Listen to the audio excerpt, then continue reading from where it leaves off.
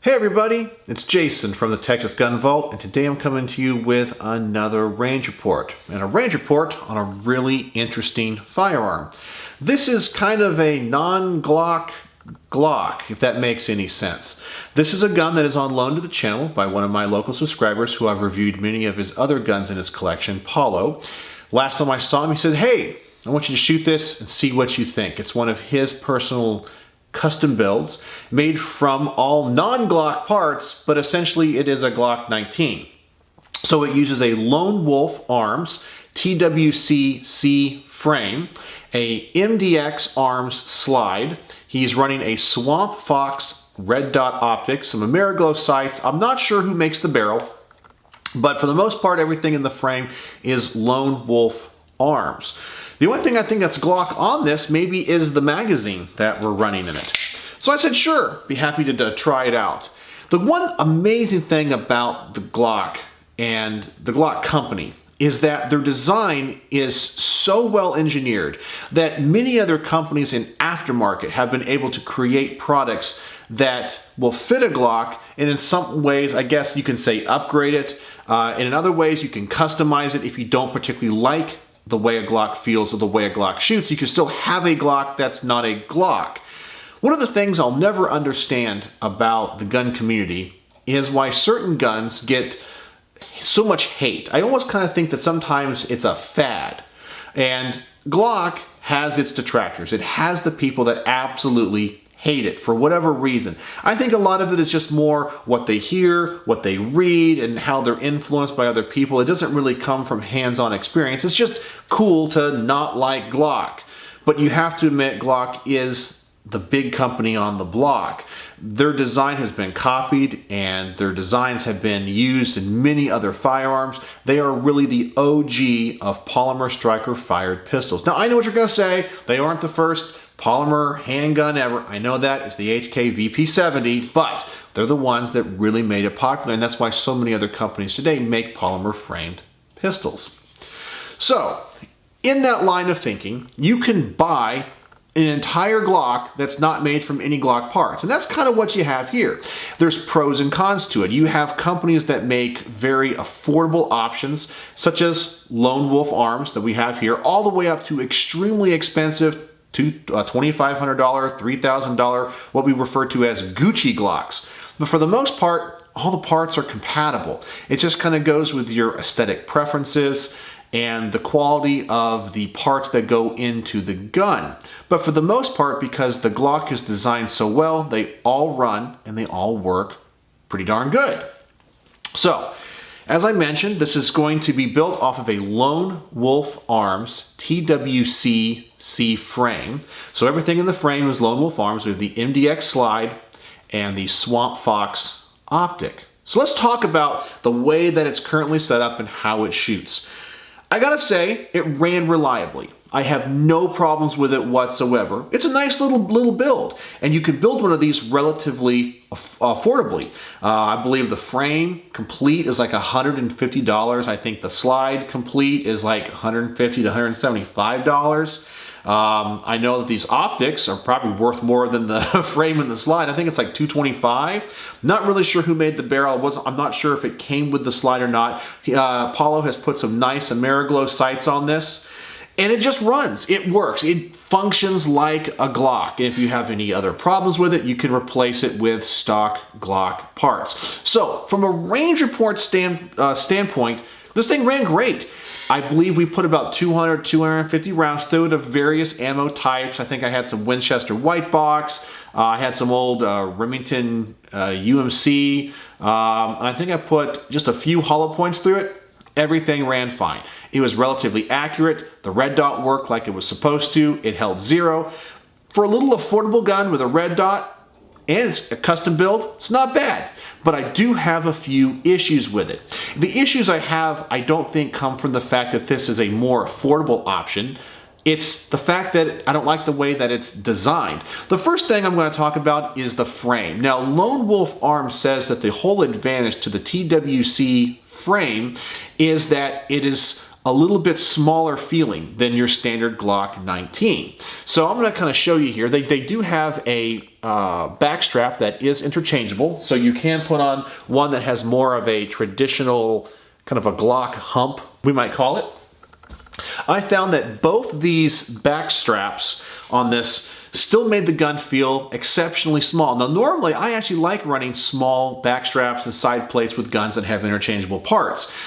I like to feel like I can get a little bit more of my hand around the gun and I control it more. This one is actually a little bit too narrow for me for a Glock type of gun.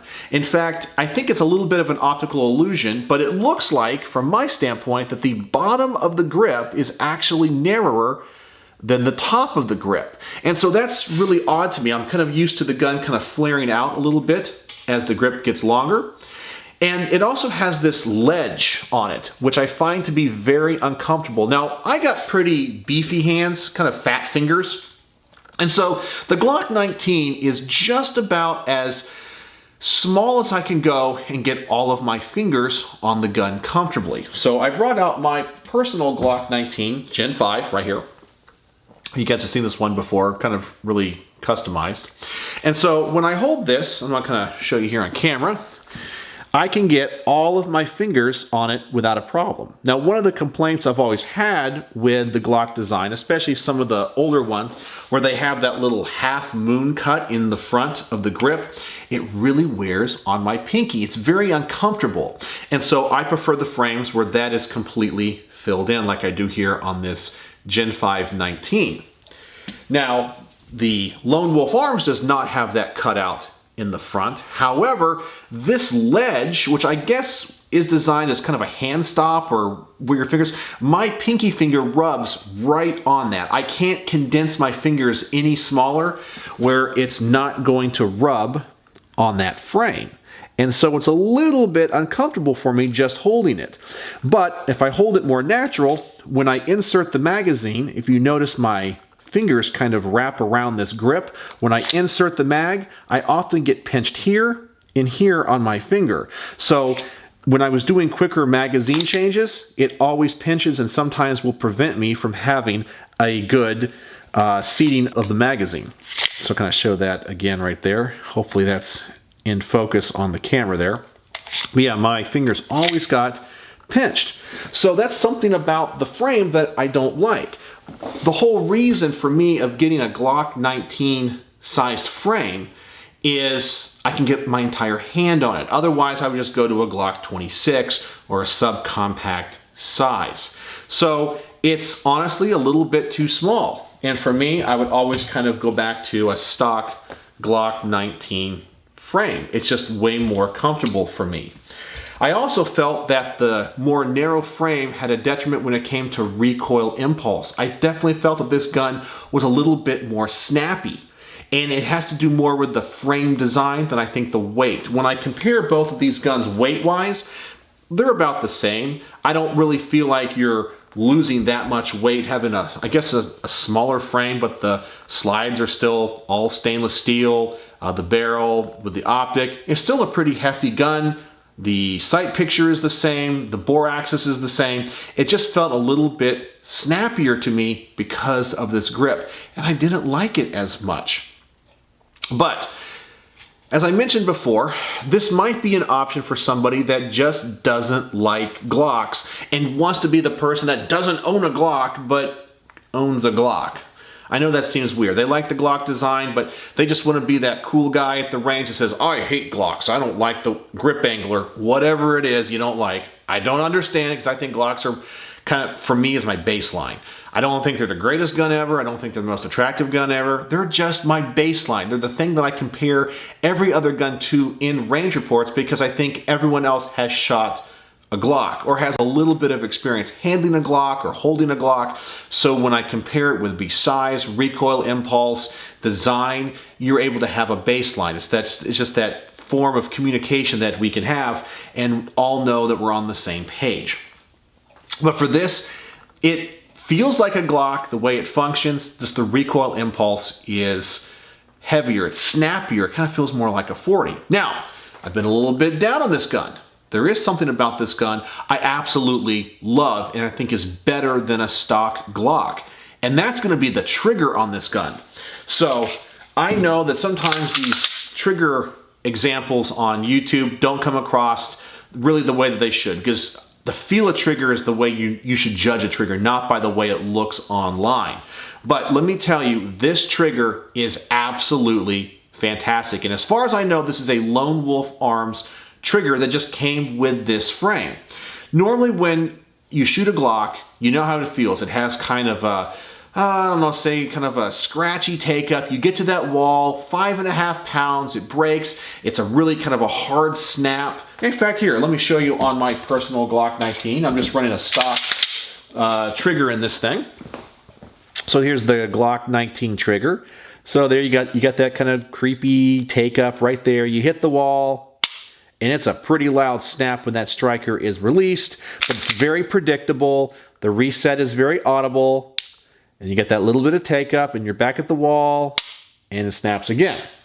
5.5 pounds easy, maybe a little bit heavier. Now, when it comes to the Lone Wolf Arms, this trigger, the take up is so much smoother, and as you can see there, it's barely any effort to reach that wall and come back. Now, maybe the wall is not strong enough, but I would say the pull on this is probably around 3.5 pounds. And then the reset, pretty audible. Not as audible as the stock Glock, but you are right back at that wall, and there it is. It just breaks so easy. I gotta say that while this might not be my preferred type of a carry trigger because it's a little bit too light for me, I definitely think as a range gun, and if you're gonna build kind of a custom gun and didn't want to spend too much money, this might be the way to go. This trigger is absolutely fantastic. I give the trigger 5 out of 5 stars, personally. I give the overall frame 3 stars, maybe 2.5. Just I have too many issues with it when it comes to my personal taste and how it fits in my hand. But the trigger, 5 out of 5 stars, and I think makes the Lone Wolf frame, I think, attractive to me if I could get over the frame. I would go, wow, that trigger is really, really nice. When it comes to the slide, the MDX Arms, it's okay. I looked it up online. I was unfamiliar with the company. It's a stainless steel slide that has a black Cerakote finish on it. The finish is wearing a little bit. I'm not sure how much Paulo has shot this or carried this. I don't think it's the most durable finish. It's not like the standard Glock finishes that you would normally get. And the Swamp Fox optic is really nice. It's a budget optic, but it works. It holds 0. It seems really solid. It's exceptional, I really have to say. So I think, I'm not sure what Paulo has in this, but easily probably less than what you might be able to get some other Glocks for. I think you get a pretty nice little package, and you can brag to your friends and go, I don't own a Glock, but you own a Glock. So anyway, so that's it. So this is my kind of range report on this. I'm gonna call it a Frankenstein gun because it's made up of all these different parts. Frankenstein Glock, that's not a Glock, but I gotta say, it's really good. Overall though, because of the frame, and that's the one thing I could not get over, I'm going to give this thing a very weird ranking. I'm going to give it 3.75 stars out of 5. It's just the frame. Everything else about it either met my expectations, being an affordable, not Glock. The trigger, 5 out of 5 stars. The frame, 2.5 stars. I just can't get over how it feels. And when it comes to that mag change, I just pinch myself all the time, and I have to be aware to kind of take my finger, my pinky away from the gun to reload. Not a big fan of that. But that's why I give it the lower ranks. But overall, it works, it runs, it's reliable, no failures to feed, no failures to eject. It runs like a Glock. So there you go. So that is my range report on the Lone Wolf Arms TWC frame, which I guess it has a 3 on it, which I guess this is a Gen 3 compatible frame. I do know they have other frames that you can run Gen 4 and Gen 5, and even run Gen 3 on those with an adapter. The MDX Arms slide with the optics cutout, and the Swamp Fox red dot. fun little gun. I don't think this is the greatest Glock ever made. It's not a Gucci Glock, but I could see possibly, depending on how your hands are structured, this might be a cool option for you. And if you like to build guns, if you're like an AR-15 builder and you just want to build and assemble a Glock, this might be the way to go. So go check them out. I kind of like it. It's not for me, you know, or this particular frame model. Maybe they have other ones that are designed a little bit different, but the texture on it seems to be nice. I have no problem with it. It just doesn't fit my hand that great, but that's not their fault. It's not like they had a bad design. It's just my hands just are not compatible with this particular frame. So 3.75 stars out of 5. Lone Wolf Arms, TWC frame, MDX slide, and Swamp Fox red dot optics. So there you go. So do you guys have any non-Glock Glocks? And what do you think of them? Have you ever built a Glock from like a Polymer 80 kit or anything like that? I never have. I've never assembled a Glock. I've always kind of bought a Glock and modified them like you see here in my personal Glock 19. So there you go. So let me know if you have any questions and what you think of this setup. So as always, thanks for watching.